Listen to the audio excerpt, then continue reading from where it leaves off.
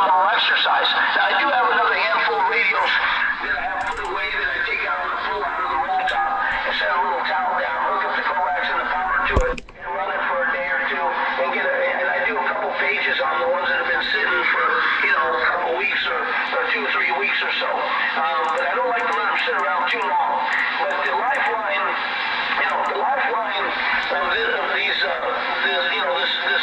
this kind of equipment is all about cooling it down. And one of the things that is going to help you cooling, and these long key-ups, like the last long key-up that I did with you on the last transmission, I went and felt my heat sink. I could reach down and feel my heat sink on my amp down underneath the roll top, because it's sitting up. And it's literally lukewarm after keying up that long. If I didn't have those fans, and I mistakenly didn't have the switch on down below a couple times, and I touched it and it would burn your hand off, and it really pissed me off when I got, dang it, I forgot to turn that fan on. I usually leave it on, so when I turn on the power supply, it automatically turns on. But if I'm doing some kind of fine tuning or doing something, I don't want the fan on because it makes a little bit of a noise. And I'm sure you're not hearing it now, but because I'm overriding it the way I got the audio set up and the way I use a handheld mic, I pretty much drowned it out. But if I was to not say anything and bring the mic down just a little bit, you'd hear the cotton picking fans underneath the desk. But the one thing that I was going to say about that was that one of the things besides the fans that are going to help you with your rig to last a long time, besides keeping it cool and even a little bit cooler, is your reflect.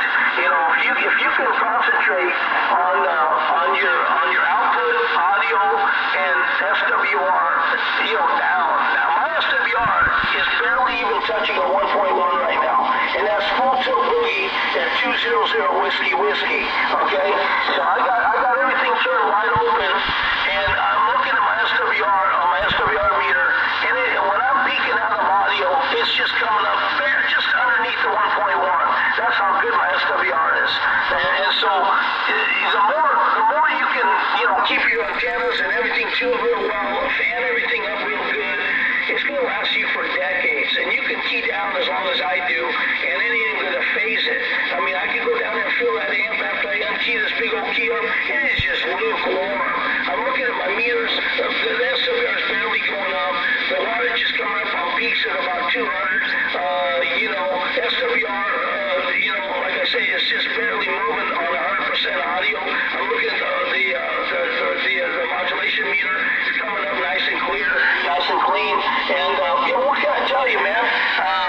SWR, fan everything, keep everything, not overdriving, and it's going to sound loud and clear for decades. A lot of folks get one mismatch. You get something that's not matched up or not cooling down, you're going to blow the stuff up. Live and learn, Roger. I agree with you 100%, man. No, you're running a good station.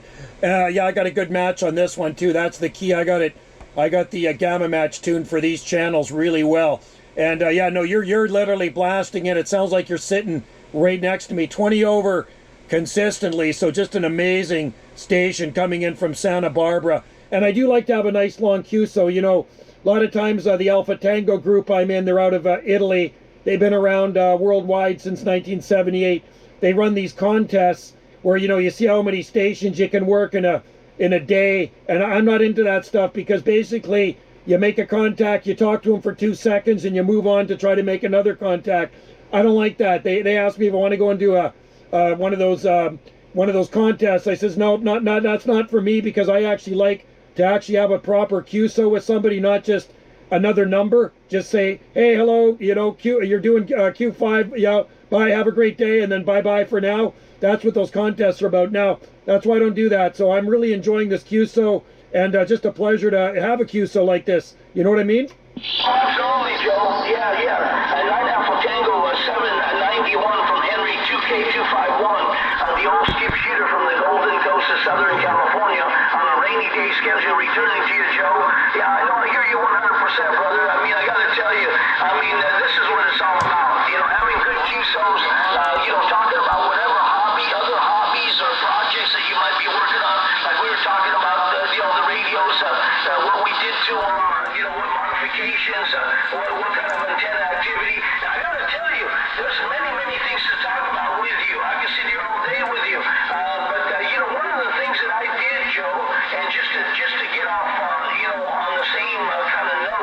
is that we're talking about radios and what we did and antennas and what have you. Well, I did a modification last year that I never did before, and I wish I would have done it decades ago. Now, you remember because you've been around the same era as me. I don't know how old you are, but I'm 69 years old. I'll be 70 next year, and I've been around the ringer. And I started radio in 1965. I was my first kid. I didn't have a radio, but I got turned on the radio, and I got to talk on the radio in 1965. I was sold. I had to have one. So I worked on my paper route and worked at the donut shop scraping pans until about 1970, what was it, 1969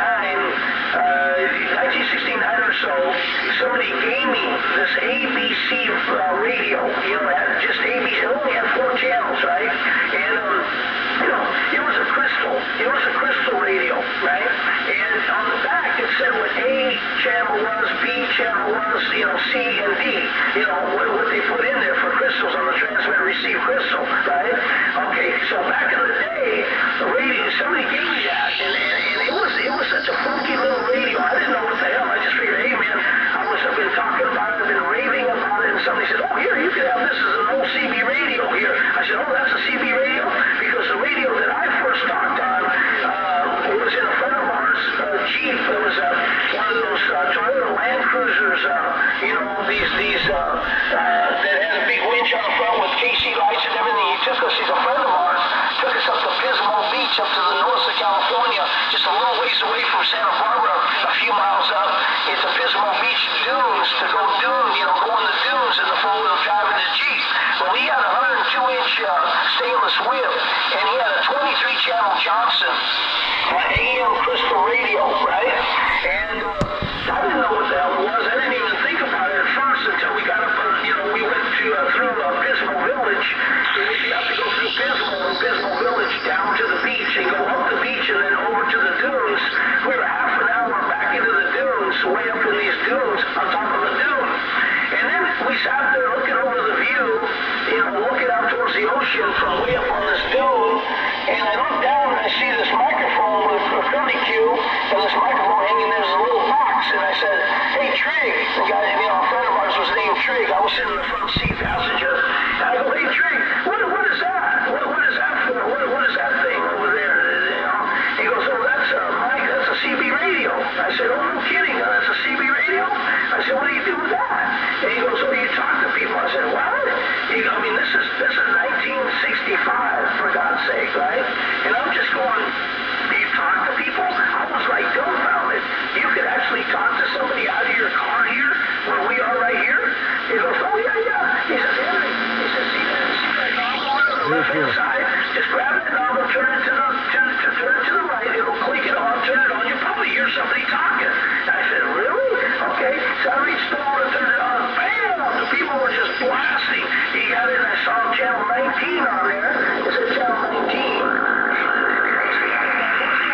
It was just one of those print-out rotary dials, right? That said 1 through 23 with that little gap in between, which if you know what I'm talking about, that channel 1 and channel 23, if you knew how to put it right in the middle or do a modification, you could actually get channel 24. A lot of people didn't know about that.